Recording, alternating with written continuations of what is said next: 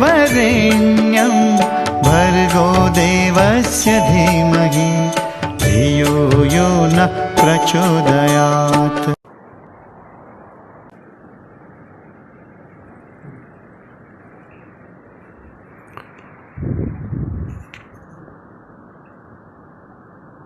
Good morning my dear students.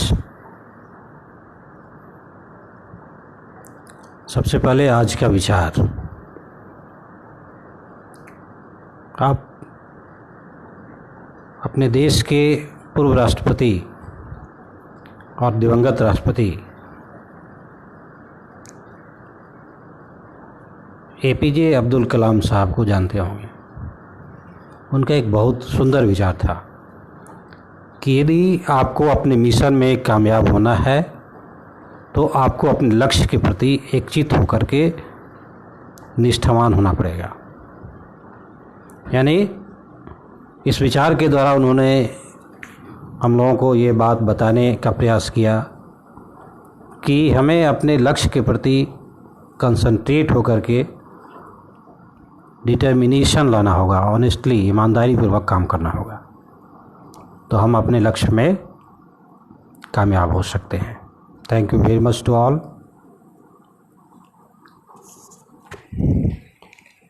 My dear students, our today's topic is distinction between fixed capital accounts and fluctuating capital accounts. This is one of the important content in your syllabus given by CBSE, also in your NCERT book and in the book of D.K. Goyal. So now I want to discuss with all of you about this topic, distinction between fixed capital accounts and fluctuating capital accounts. Another important topic to all of you, my dear. First basis of distinction between these two is change in capital. Change in capital.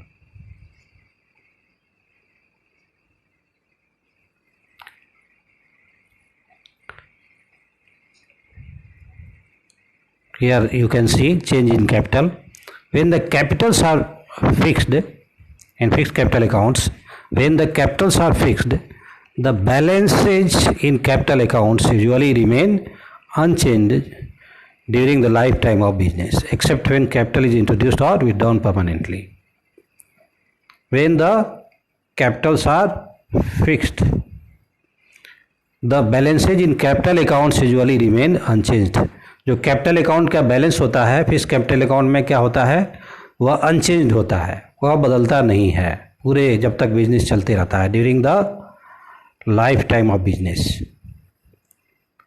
लेकिन इसमें भी except when capital is introduced और withdrawn permanently, यदि कोई साझेदार capital लाता है additional capital तो फिर ये कैपिटल चेंज हो सकता है फिक्स कैपिटल, या फिर कोई परमानेंटली अपना कैपिटल निकाल लेता है विड्रॉन परमानेंटली, तो वहाँ भी ये कैपिटल चेंज होता है। ये दोनों कंडीशन को छोड़ करके बाकी सभी कंडीशन में पार्टनर्स के कैपिटल क्या होते हैं, फिक्स्ड रहते हैं during the life time of business. Now on the basis of this point change in capital account in the column of fluctuating capital account, you can understand easily that when the capitals are fluctuating, the balances in capital accounts go on changing from time to time. The balances in capital accounts go on changing from time to time. समय समय पर जो capital account का balance होता है fluctuating capital account में बदलते रहता है, right. This was the first basis of distinction, change in capital between fixed capital account and fluctuating capital account. Now second one is number of accounts. basis of distinction is number of accounts. When the capitals are fixed, each partner has two accounts. namely capital account and a current account. You know very well. Already I have discussed about this. I have prepared the format before this class and sent to you. When capitals are fixed, there are two accounts needed to prepare. First account is capital account and second account is current account. In your language you may write here, when the capitals are fixed, each partner has two accounts, namely capital account and current account. Partners capital account and partners current account. Two accounts, right? Partners capital account and capital account when the capitals are fixed.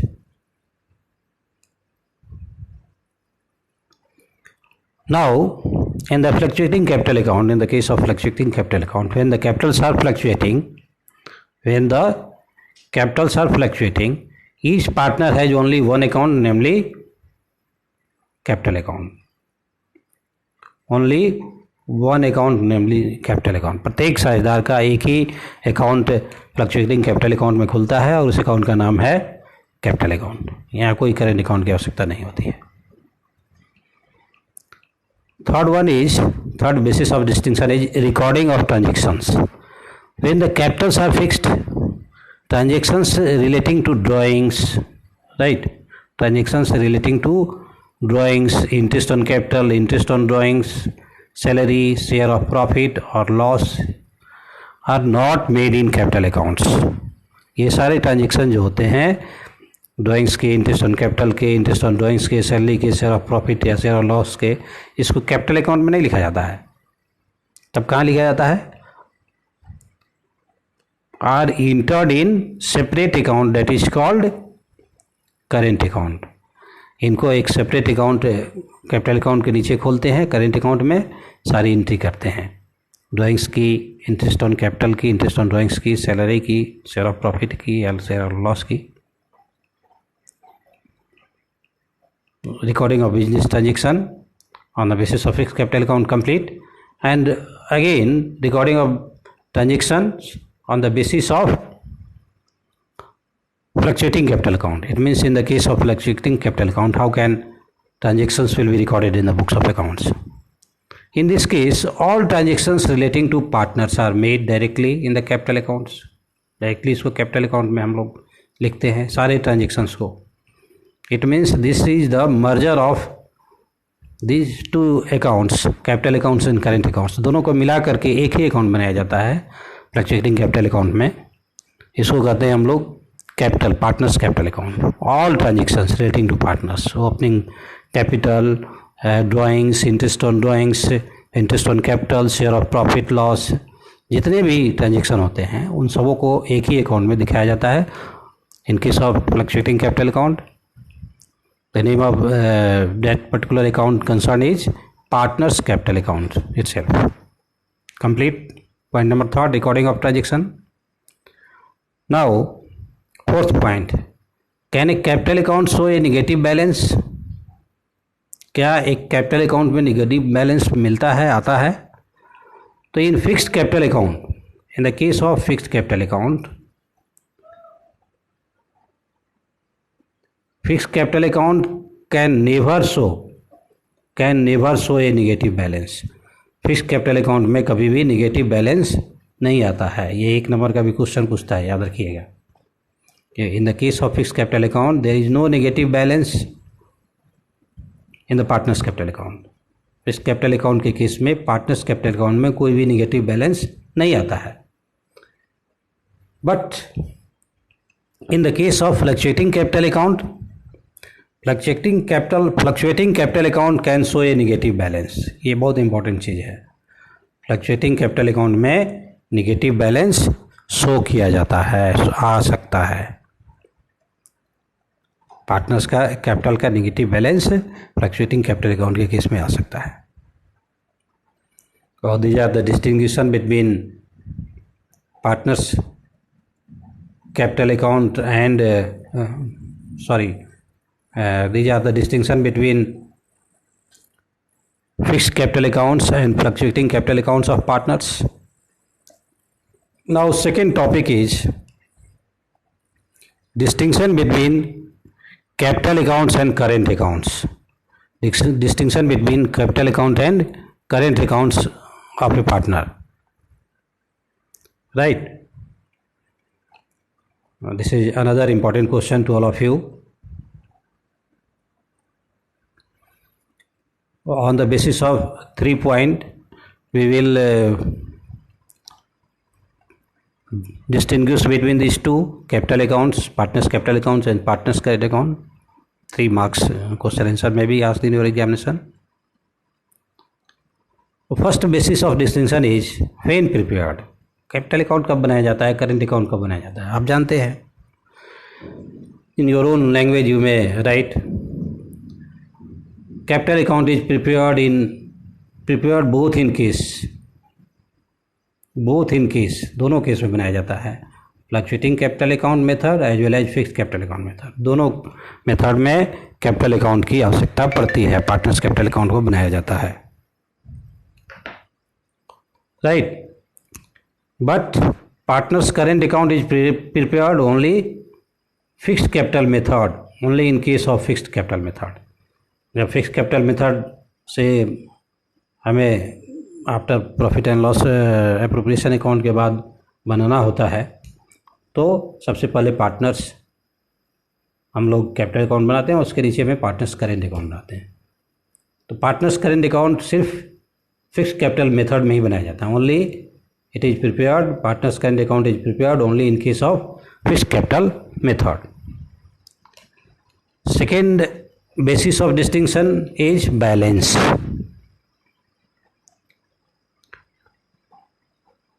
Capital account, when capital account is prepared on fixed capital method, जब fixed capital method से capital account बनाया जाता है, it will show only credit balance. इसमें सिर्फ credit balance दिखाई देता है. When capital account is prepared on fixed capital method, it will show only credit balance. In fluctuating capital method, it may show credit or debit balance.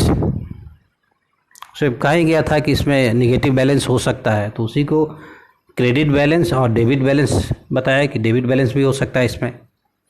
When capital account is prepared on fixed capital method, it will show only credit balance. इसमें negative balance नहीं होता है. Positive balance को credit balance कहते हैं, negative balance को debit balance कहते हैं.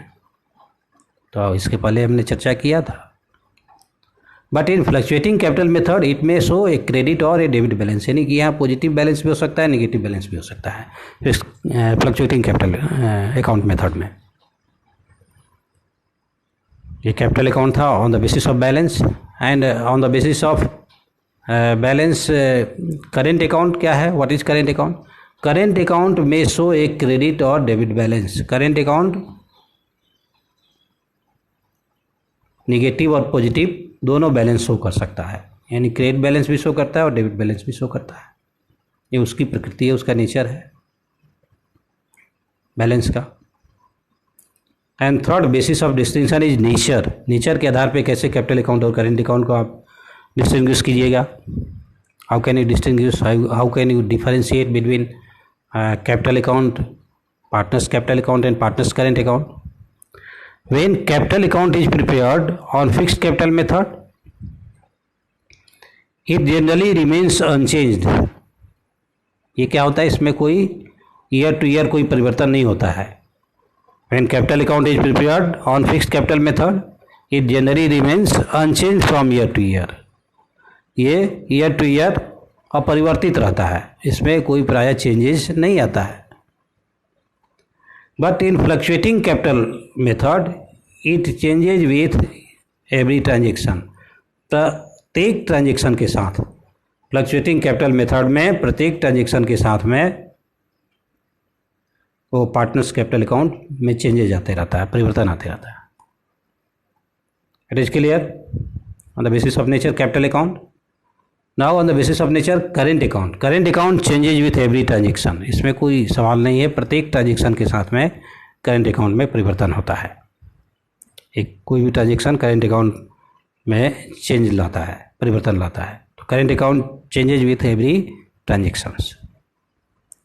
Thank you very much to all my dear students. I hope that you have enjoyed very well, and if you will revise these two topics on which is important topic to your examination point of view. It may be 3-4 marks question in theoreticals, may be asked in your examination. Have a good day to all of you.